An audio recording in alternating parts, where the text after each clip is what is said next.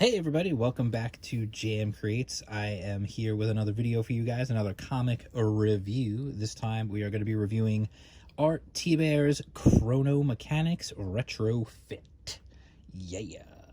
So anyway, I just want to welcome you guys. If you're new to the channel, please don't be scared. That was not my normal opening. Click the bell for notifications, subscribe, like, all that good stuff. Typical YouTube nonsense. Anyway, before I get into the book, I just want to remind you guys that next Tuesday, 7 p.m. Eastern Standard Time, Tuesday, 7 p.m. Eastern Standard Time, live on this channel, The Best Ever, the very first episode of The Best Ever, we're going to be talking about Teenage Mutant Ninja Turtles. Come on. You know you want to be there. Actually, you do want to be there because I may have a special surprise planned for the people who are there live in the chat. So anyway, let's get into the book. This is Chrono Mechanics. This was a crowdfunded campaign, so I'm just showing you all the goodies here in one shot that came with it. I'll give you a little look. Like came with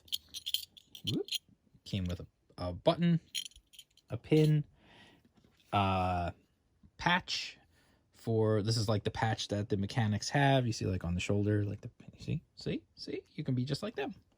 You know, it's funny. I've gotten patches from a couple of campaigns, and I'm not really sure what to do with them because I don't have a denim jacket anymore like I did when I was a teenager. This one is really cool. I thought this is a super cool and really fitting for this book. The guitar pick. With a picture of Doug. That is one of the characters. He is a rocker from the 70s, so guitar pick makes perfect sense, right? And then we've got all these cards, like they're all by, I'm going to pick them up and show them to you closely. They're all different artists doing their takes on the Chrono Mechanics characters. So this right here, obviously, is by Art Thibert. That is the cover. So you can see the cover, and then on the back, you know, the logo. And then we've got right here, it's on the back again, just, you know, normal thing. It's just a group shot. Then we've got the character of Zin, and what's cool about this is it says on the back Zin by Aaron Lopresti, so you know who did the art for each character, which is, I think, a fantastic idea. It's the Superstar cover collection, he called the card. Nice card design, by the way. I tried my hand just at, like, you know, futzing around with doing card designs. It's actually harder than you think. And then Oot, who's our caveman, and this one is by Sean Galloway. See, I really like that it tells you on the back who did it. Mechanic, and this is just a little, like, you know, what is a Chrono Mechanic? Gives you like a little background on what they are. And this is Doug, like I said, our 70s rock star. And this one was by Tom Bancroft.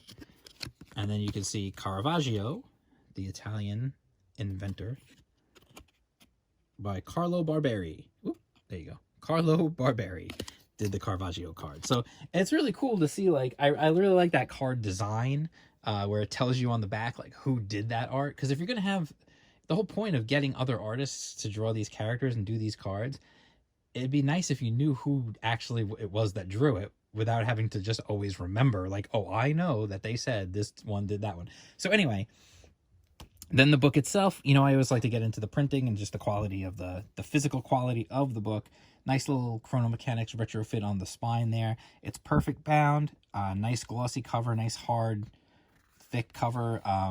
You can see the fun little, like, the quotes by Einstein, Edgar Allan Poe, and Michelangelo.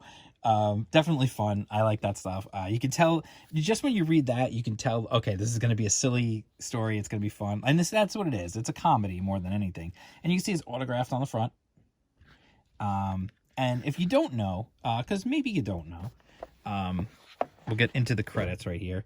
The writer and artist, one of the writers and the artist is Art Thibert. Now, you may say to yourself, wait, I think I know that name. If you're not sure, you really should know, because Art is a legendary artist in the comic book world. He did a really famous run on cable. He was mostly known for his inking. which is kind of almost become a lost art nowadays, because most artists ink themselves, and most artists are doing digital inking nowadays. So it's kind of a weird thing. Like they're not even so much doing inking anymore. They're kind of just doing layouts and then doing essentially what are like final pencils, but they're doing it digitally in ink. It's a weird thing. We live in a weird society. What can I tell you? It's just where we're at now. Also, Pamela, his wife, helped write this story, and then you've got the colors by Paria Pillai with Hack Shack Color, excuse me. Letters by Jeff Eckelberry, who my understanding is has worked a lot with Art in the past. I think I actually met him at a convention when I met Art. There was a convention here in town, and I met Art, and I met his daughter actually, and I think Jeff was there too, and I didn't even realize like who he was. Like Art introduced me to him, but like I wasn't even sure. Like I was like, oh, cool, all right, you know. And then we also have additional writing and art by Rich Birdsell and Render Contenders. Now I'm not really sure how that falls into everything. I guess you'd have to ask Art how that actually worked. But anyway, Art, like I said, is known for, it sounds so silly when you say Art is known for his art. Art is known for a very different style than what you see in this book. In this book, he is using a unique cartoonish style, whereas usually he was doing the 90s. He was known for doing the 90s hardcore, you know, pouches and big muscles and all that kind of stuff. Like, you know, the typical, like, Marvel style comic book. I don't even want to say Marvel style. Like, the comic book style, you know, of back in the day, the more serious, if you will, comic book style. So this is obviously a more cartoonish, unique style, which I really kind of appreciate. Like, I always like seeing different styles. I hate when it gets too homogenized and everything looks the same. I always enjoy seeing different takes on characters and different styles of drawing, and I like that. And I think it's cool that when you see an artist kind of exploring and trying new things that he thinks fits this story. Like, I don't think this story works as well in that same style he used to do Black and White, let's say. Like, if you remember Black and White, I did a review of the new Black and White, the remastered one. And you know, it wouldn't work in this style, in that style, I don't think, because it's a silly story, it's a fun story. So we learn about there's a team of chrono mechanics, and one of them is missing, and the whole team is something went wrong, and there's one team member missing, and then we see Geraldo Rivera, which I thought was a hilarious touch, just to kind of put you into the time frame. If you don't know who Geraldo is, maybe you're too young, you don't really know him, look up Geraldo Rivera gets hit by a chair. That's a good one. Or you can always look up Al Capone's vault. That was very disappointing. So anyway, the old folks in the audience are laughing right now. So anyway, we get introduced to Doug, who is this 70s rock star, and you can see him on the cover of all these different magazines, which I thought was really cool. And we get a really good feel for who he is. And then in his concert, like, he's obviously an egomaniac, and in his concert, boom, he gets pulled out of time, and suddenly he's with the chrono mechanics with this team, and everything is just crazy. Like, we've got crazy aliens and cavemen and an old Renaissance Italian inventor, and it's just like, what the heck is this? And he doesn't know what's going on, and they don't have time for him because time is a literal machine, and time is breaking. That is what the chrono mechanics do. They have to literally fix the machine that is time. And so the thing with that is, they need their full team, and they need their equipment, and their ship is messed up, and they need help, and he's not going to be of any help. So they're just kind of like, we can't be bothered with this guy. And there's another time crew, these guys here, the Quickie Time, who are terrible workers. They don't know what they're doing, and so they're just going to screw things up even worse. And essentially that is the setup, where we go from here. Time is breaking down, and here's a cool, really just nice group shot right there of them transforming. And Doug is more concerned with getting chicks and getting back to his concert and finding groupies and whatever.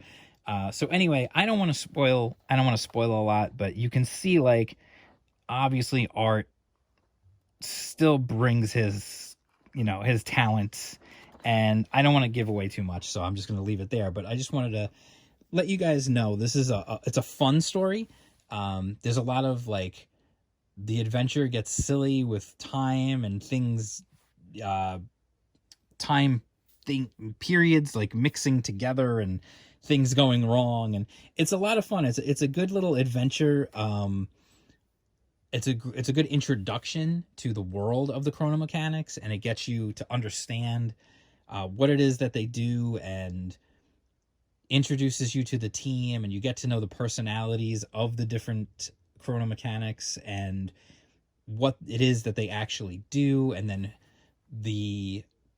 and it also lets you know the stakes if something goes wrong. So it's really it's a fun adventure, and that's really what like honestly the highest praise I can say is it's a fun adventure. Like for real, it's just a fun adventure story. It's good really for all ages, although I do think the like the 70s callbacks and stuff like that like are going to go over the heads of a lot of kids, but I think they'll still like be fine with it. They just know like, oh, this is from before I was born. And I think you got to give kids more credit than most people do. Like they'll get it. So I do think it's a good all ages book, honestly. And it's a true all ages book because I think as an adult you can read it and you can enjoy it, and I think a kid would be able to enjoy it and enjoy the silliness of it. And I could absolutely see this being adapted into a movie or a cartoon or something down the line for sure. So I definitely enjoyed it. I'm looking forward to see if we get another adventure. I don't know what Art's plans are for the chrono mechanics, if he's planning on maybe doing a follow-up book. I know he's planning on doing another black and white book, which that I'm really looking forward to. But I would like to see him do another chrono mechanics because I think it would be fun to see where that goes as well. So definitely give this one, if you can. I believe, if I'm remembering right, now I could be wrong, but if I'm remembering correctly, the campaign might still be in demand. Even though he's already shipped the books, it might still be open in demand for a little while longer so that you can actually still get the book, which I would definitely recommend doing. So that is Chrono Mechanics Retrofit by Art Thibert and his team. I definitely recommend checking it out. If you are new here, please make sure you subscribe, hit the bell for notifications. If you're not new here, you could always just hit that thumbs up. That's a cool thing. You can tell me down below if there's other things you want, other books you'd like me to review, or if you read this book and what you thought of it. Let me know in the comments down below. And then also, just one more reminder, Tuesday, 7 p.m. Eastern Time, live right here on this channel. Mark your calendars. I will probably put up a thing on the channel early so that you can be reminded of it. But please come Tuesday, 7 p.m. Eastern for the very first episode of The Best Ever Live. We're going to be talking Ninja Turtles, bro. Ninja Turtles. So anyway, that is it. I will talk to you guys again soon, and peace out.